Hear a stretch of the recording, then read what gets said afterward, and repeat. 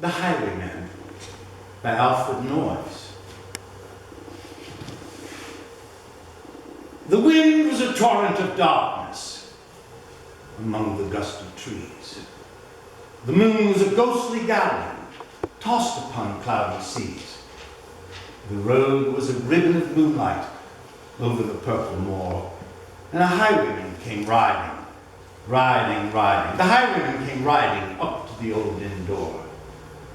He'd a French cocked hat in his forehead, a bunch of lace in his chin, a coat of the claret velvet, and breeches of brown doe skin. They fitted with never a wrinkle. His boots were up to the thigh, and he rode with a jeweled twinkle. His pistol butts a twinkle, his rapier hilt a twinkle under the jeweled sky. Over the cobbles he clattered and clashed in the darkened yard, and he tapped with his whip on the shutters, but all was locked and barred. He whistled to the window. Who should be waiting there but Bess, the landlord's daughter, plaiting a dark red love knot into her long black hair. In the dark old inn yard, a stable wicket creaked, where Tim, the ostler, listened. His face was white and peaked. His eyes were hollows of madness, his hair like moldy hay. But he loved the landlord's daughter, the landlord's red-lipped daughter. Dumb as a dog, he listened as he heard the robber say, "One kiss, my bonny sweetheart, I'm after a prize tonight, and I shall be back with the morning gold before the yellow light. Yet if they press me sharply and harry me through the day, then look for me by moonlight. Watch for me by moonlight. I'll come to thee by moonlight, though hell should bar the way." He rose upright in the stirrups. He scarce could reach her hand, but she loosened her hair in the casement.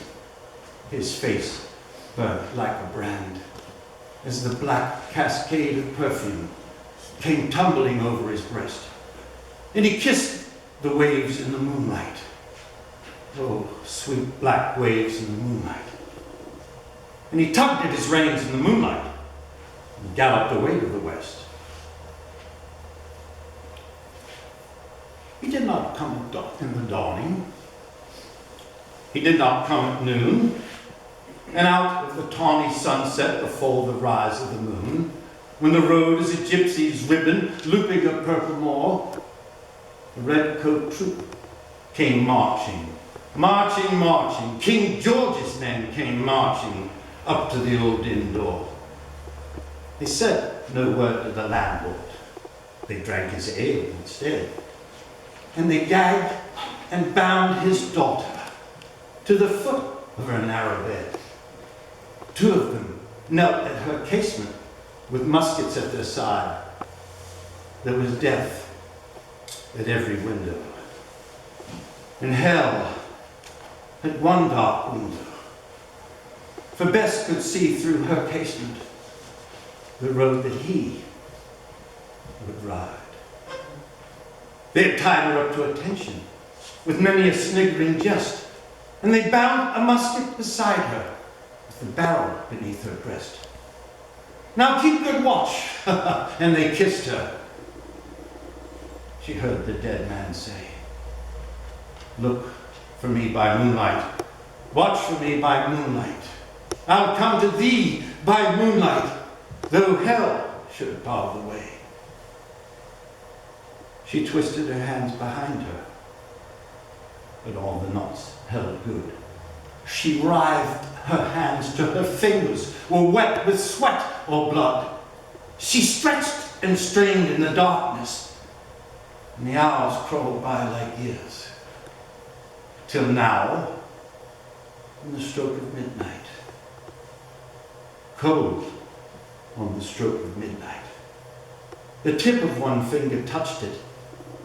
The trigger, at least, was hers. The tip of one finger touched it, She strove no more for the rest. Up she stood to attention, with the barrel beneath her breast. She would not risk their hearing. She would not strive again. For the road lay bare in the moonlight, blank and bare in the moonlight. And the blood of her veins in the moonlight throbbed to her love's refrain. Tlop, tlop, tlop, tlop. Had they heard it? The horse hoofs ringing clear. Tlop, tlop, tlop, tlop in the distance. Were they deaf? Did they not hear? Down the ribbon of moonlight, over the brow of the hill, the highwayman came riding, riding, riding. The redcoats looked to their priming. She stood up straight and still. Tlot, tlot in frosty silence.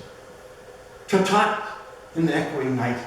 Nearer he came and nearer. Her face was like a light. Her eyes grew wide for a moment.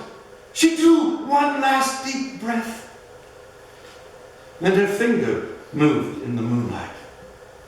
Her musket shattered her breast in the moonlight. Shattered her breast in the moonlight. And warned him with her death. He turned. He spurred in westward. He did not know who stood, bowed o'er the head or the musket, drenched with her own red blood. Not to the dawn he heard it.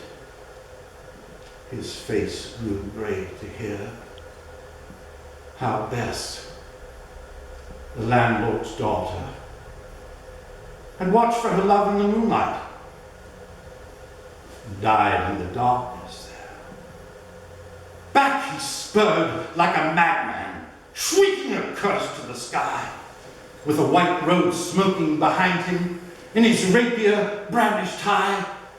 Blood red were his spurs in the golden noon. Wine red was his velvet coat. And they shot him down on the highway, down like a dog on the highway.